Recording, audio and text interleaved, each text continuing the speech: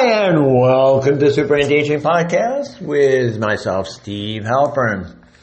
It's been a while since I posted a new podcast, and I apologize because I've been so busy with research and seeing clients, and also on my own personal journey.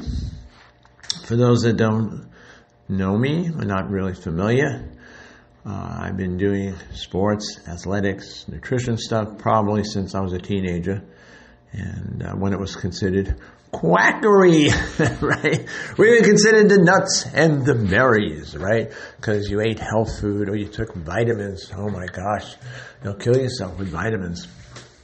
Anyway, let me share a little personal note. People say, how are you? And I'm probably in the best shape I've ever been in my life. I'm going to be 77 in January. Actually, January 8th, Elvis Presley's birthday. I'm a martial artist, and I've been working out like crazy and putting on muscle and increasing my endurance.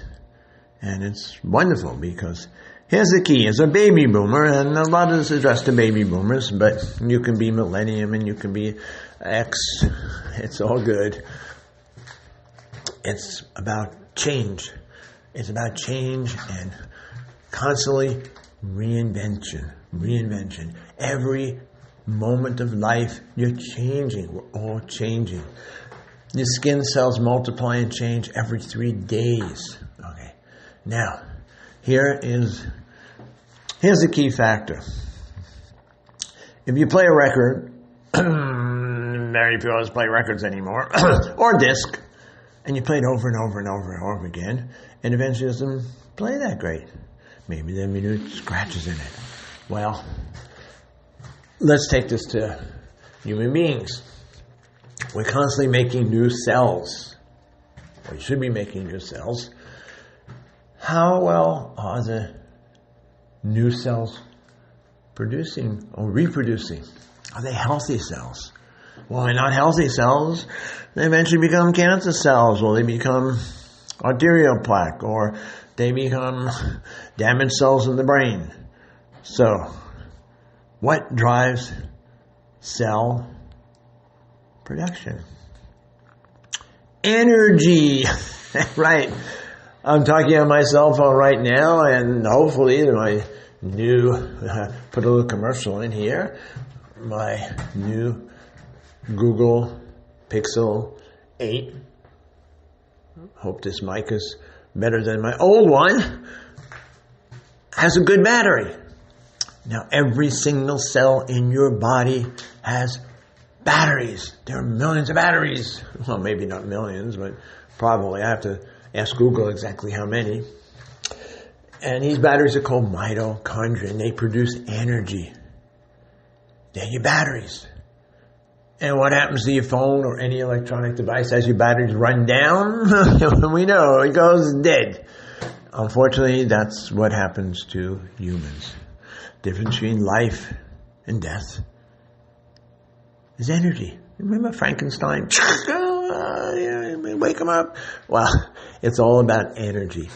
Now, here's the tricky part about mitochondria. Good part, there's mitogenesis. You can constantly make new mitochondria. That's kind of interesting. But if the mitochondria are not working well, you get damaged, leaky mitochondria. It was like the cell phones that used to get wet, and that was goodbye. Now, supposedly they're waterproof, so we'll see. But healthy mitochondria. And they're involved in the health of your cells. How do you keep healthy mitochondria? You try and avoid as many toxins and poisons as you can, and that's really very tricky given our environment now. Now, all of us are made of plastics, but we can't be recycled. Oh, I guess we can. But the plastics are everywhere. The toxins. I just came across an interesting piece that most cosmetics, skin products, lipsticks, and makeup have forever plastics in them. Imagine. So we've gotten out of control. Well, staying on topic, you can't make yourself crazy trying to avoid everything. So how do you keep your mitochondria healthy? You give them the right nutrients. Okay, mitochondria, we all have something called biochemical individuality. And this gets really tricky because, I've watched the growth of the supplement industry, over decades, from where there were a few products where there are literally hundreds and hundreds of thousands of supplements out there. And people being told, take this one, take this one, take this one. Well, how do you know? Well, if you go to integrative practitioners like myself or my physician friends, you can get tested and try and find out and individualize it. But individualizing supplementation is so important. You need adequate folic acid. You need the active folic acid. If you have a gene problem, the methylation issues, you might not be converting the B vitamins adequately. You need certain antioxidants that are very beneficial. And lots of this is really important. Again, those fruits and vegetables have what's called polyphenol compounds. Thousands of these compounds are so important for mitochondria. And one that's been around quite a long time, Q10. Q10 is one of the spark plugs in mitochondria. People who are on statin drugs often are low in CoQ10. And even with aging, you might be low in CoQ10. So there's a suggestion that CoQ10 might be helpful. And alpha-lipoic acid also might be helpful for the mitochondria. And a little bit off here, and I'll keep you posted in these podcasts, something called methylene blue. Methylene blue, not a supplement. It's actually a dye that was converted into a drug that was used for malaria. Interesting effects of methylene blue. It seems to revitalize mitochondria. Now, it's in that iffy place of it being a kind of a weird compound. It's a dye. It's a drug. And at the same time, you can buy it online because it's used for other purposes. It's used for staining, for cancers and cavities. You can use the methylene blue. So that's one of the mainstream uses. But a lot of neurohackers or biohackers, as you call them, like myself, are now experimenting with using methylene blue. And I've personally seen some interesting results. So it's something, I'll keep you informed of. I mean, you can do a Google search on methylene blue or an AI search on methylene blue and mitochondria, and you'll see positive effects. Again, it gets a little tricky because the dose is really important. And again, like I said before about supplementation, maintaining an adequate dose is so important. So let's get back to mitochondria and the whole topic of aging and slowing down aging. Some controversy also about caloric restriction. Does it really work? Does protein restriction work? It gets tricky because seniors like myself, we need more protein generally. If you're working out, you need more protein. But again, if you unfortunately have some health conditions, you might have to adjust this. So again, we're moving toward the era of what's called personalized medicine, but also the era of personalized nutrition. Okay, so let me get back to, again, the central topic of how we can slow down and reverse the aging. Well, I think a really important concept is reinventing yourself, as I said at the beginning. If you think yourself as old, you'll be old. The brain is kind of, colloquially kind of stupid. It's going to believe what you say. So we've learned that through lots of psychological studies.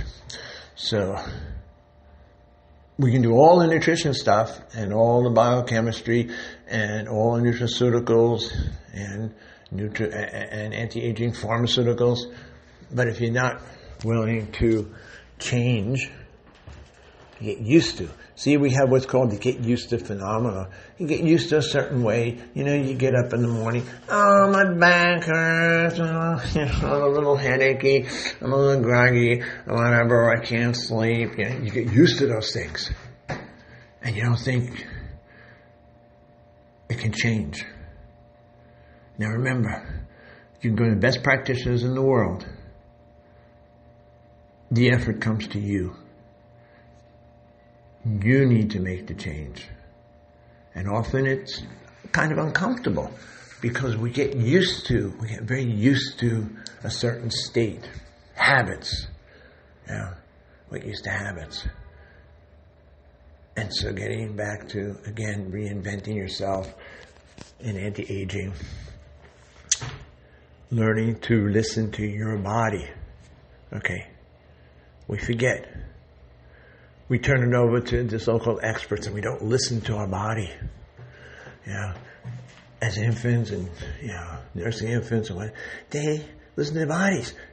We all did. We knew when to eat. We knew when not to eat. We learned how not to listen because so many substances we take in, the processed foods, excessive alcohol, and even in some level, another podcast I'll talk about recreational drugs or cannabis can get us away from listening to our bodies. One of the personal journeys I've learned, both seeing clients and myself, is I'm really listening. I know how something feels. I can take something in, whether it's a vitamin or food or a drink or something, and I don't feel good. Something's off. So we don't listen to the something off thing.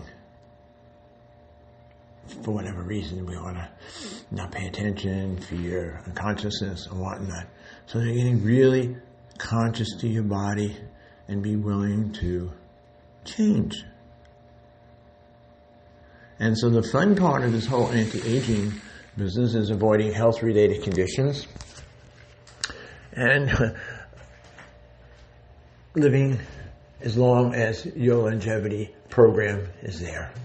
Because remember, nature wants to get rid of us, right? Make way for the next crew. Okay, so something is going to kick in unless we intervene.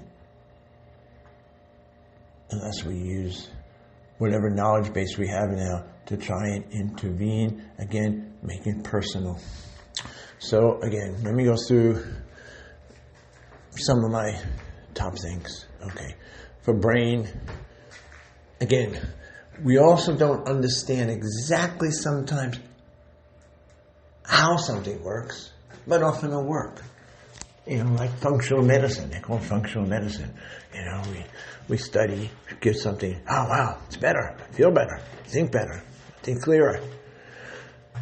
And trying to understand all the biochemistry often gets very tricky. Okay. One is this extrapolate to everyone or just this group. Does what works in the mouse work in a human or a mole rat or a cockroach or whatever? Is it going to apply to human? And human studies are very, very expensive and difficult to often do. So again, learning, I can't say this enough times, learning to listen to your body, be willing to change, and there are lots of techniques to do that.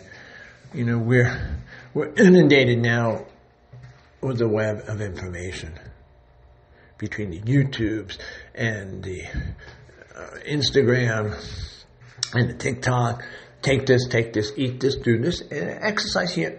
Okay, now do this, now you'll be good. Overwhelmed. And a lot of it's good information.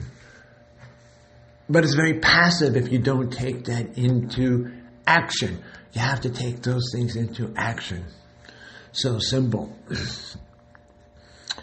I saw a great video on what I've been telling people for decades as a trainer, as a martial artist. You don't have to go to the gym. Make exercise part of your life. You carry groceries, lift the groceries up. You're outside, do a little stretching. Don't be embarrassed. I do it all the time. I stretch on the subway. I stretch on light poles. I find stairs. I look for things to be exercise. Generally, we're not doing manual labor unless it's a job or work in a farm. So make exercise daily. And again, there's a big difference between resistance exercise and aerobic. They're both great. They both do functions. But one of the things that happens as seniors get older is, back to the topic, mitochondria, losing muscle mitochondria. And there's some great research on a pomegranate compound developed by some anti-aging scientists that seems to work on helping grow muscle mitochondria. And again, trying to stay on topic. And I love AKG, alpha-ketogluteric acid. I think that helps muscle. I think that sufficient protein. I think that urolithin A, which is that pomegranate compound that I told you, it's available as a supplement. Actually, it was patented or bought by Nestle's, of all companies, who's very much involved in buying supplement companies. And they have a product, but if you do some searches or contact me, they're less expensive things than joining and subscribing to, the company that sells the urolithin A. We call it Renewal. Very nice product. AKG. Some good research on creatine. I think creatine is a great senior compound, not just for muscles, but there seems to be some research on brain health. So getting out there, getting that sun, getting that infrared, that's what makes you feel warm when you go out. Very, very, very important. So exercise and daily activities. I can't give you a definitive answer on caloric restriction versus not, fasting versus not. I think it's personalized. And again, using testing tools are very important to see how you're functioning. How well do I feel when I do that? I feel great when I fast. Oh, time to eat. I feel lousy when I eat the meat. Oh, I feel great when I eat the vegetables. That's what I've been trying to get across to my clients over the last couple of decades. And we have more tools now, which is great. You can have a Fitbit if you want, and you can measure your glucose levels with a patch. Hopefully they'll have better watches that actually do that. We can actually measure your glucose levels. So those tools are important. Making sure when you get a blood test that you have your fasting insulin done. Very, very, very important. Big aging factor. Probably the number one, according to many of the research, longevity scientists, insulin resistance, higher insulin, pre-diabetes, big factor. How do you control it? Diet. Obviously diet. So, use the tools. Get a health coach. I'm available as a health coach. Have someone you work with as a partner so you can support each other in making these changes. Okay. So again, as I said at the beginning of the podcast, we're all changing. Every one of us. The nice thing about, and a little scary thing, you look at YouTube videos and you see someone younger, an actor younger, and you see him now, you see a musician. My God, you look at how the Rolling Stones have kept alive. You look at Mick Jagger and you look at him younger and you look at him older. I end this with, can you slow the clock? Possibly. Can you reverse it? Possibly. Can you avoid health-related conditions? The so-called senior things, as I said before, when you're a senior, it's wonderful. Senior in college, senior in high school, and senior now. I got all these conditions. Come to the end of this podcast. Please feel free to comment. Feel free to connect with me. Please subscribe.